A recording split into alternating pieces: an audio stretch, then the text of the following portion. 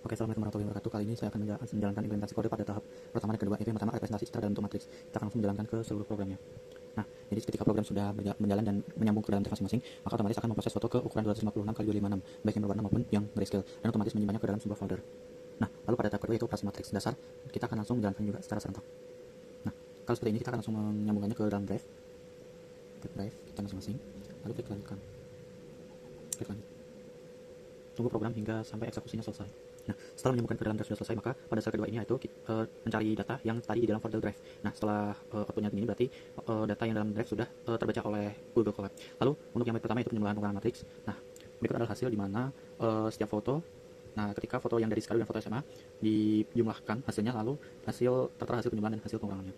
Ada yang berwarna dan ada juga yang grayscale. Lalu kita lanjut ke poin 2 yaitu perkalian matriks.product. Nah, kali ini saya akan membedakannya menjadi dua, yaitu yang dimana yang grayscale. Nah, adalah matriks 1, matriks 2. Nah, ini adalah hasil dari dot productnya. Lalu kita scroll ke bawah untuk yang berwarna. Nah, ini adalah hasil dimana kita mengalikan gambar yang berwarna tadi dan hasilnya ke dot product seperti yang pada gambar. Lalu untuk tab selanjutnya adalah rank matriks tiap gambar. Nah, sekian adalah kartu laporan rank komprehensif mahasiswa dan laporan perbandingan rank detailnya.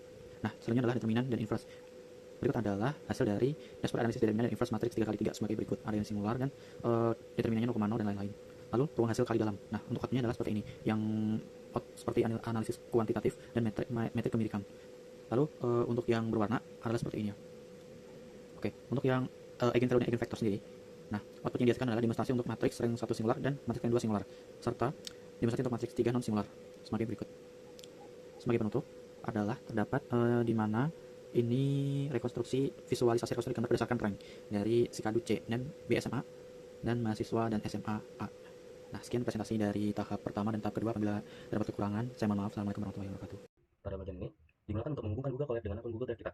Karena gambar ada di Drive, kita harus mau dulu supaya bisa diakses dari Colab. Dan di sini kita mengimpor pustaka atau library yang dibutuhkan. Di sini fungsinya itu untuk membaca gambar dari pet tertentu. Pada bagian ini kita menulis pet atau lokasi dari dua file gambar. Dan selanjutnya garis ini memanggil fungsi tadi untuk membaca gambar dari pet dan menyimpan ke dalam variabel image 1 dan image 2. Fungsi ini akan mengambil gambar melakukan PCI sebanyak 50 komponen. Pada bagian ini menampilkan dua gambar secara berdampingan. Yang pertama gambar asli dan kedua hasil kompresi. Kita buat flip plot. Ini grafik yang menunjukkan seberapa banyak informasi yang ditangkap oleh komponen PCI.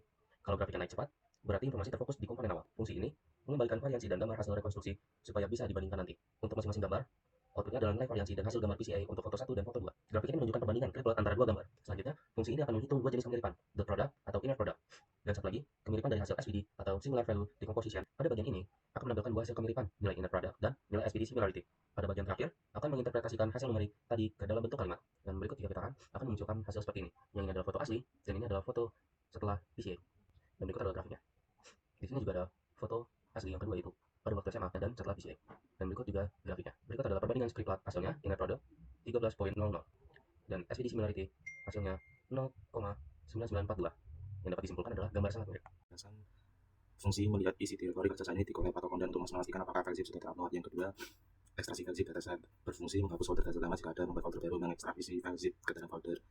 Ketiga ini menampilkan isi folder dataset berfungsi menampilkan isi dari folder atau konten dataset kue untuk memastikan bahwa file CSV atau gambar berhasil diekstrak. Yang keempat, impor Panda SPD membuat pet ke file CSV. Fungsinya membuat variabel file yang berisi pet lengkap menuju file dataset yang berisi data kue.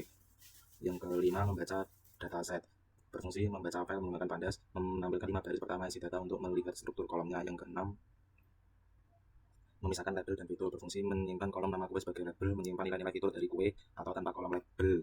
Yang ketujuh, PCA untuk visualisasi dua dimensi berfungsi melakukan reduksi dimensi fitur menjadi hanya dua komponen utama untuk keperluan visualisasi. Yang kedelapan, visualisasi PCA fungsinya menampilkan plot sebar scatter plot kue berdasarkan dua komponen utama PCA, memberi label setiap titik dengan nama kue masing-masing, seperti contoh gambar visualisasi PCA kue tradisional di Indonesia ini contohnya. Yang kesembilan, menghitung matriks kemiripan cosine similarity berfungsi menghitung skor kemiripan antar kue menggunakan cosine similarity. Output matriks ukuran NXN yang menunjukkan kemiripan antara setiap kue.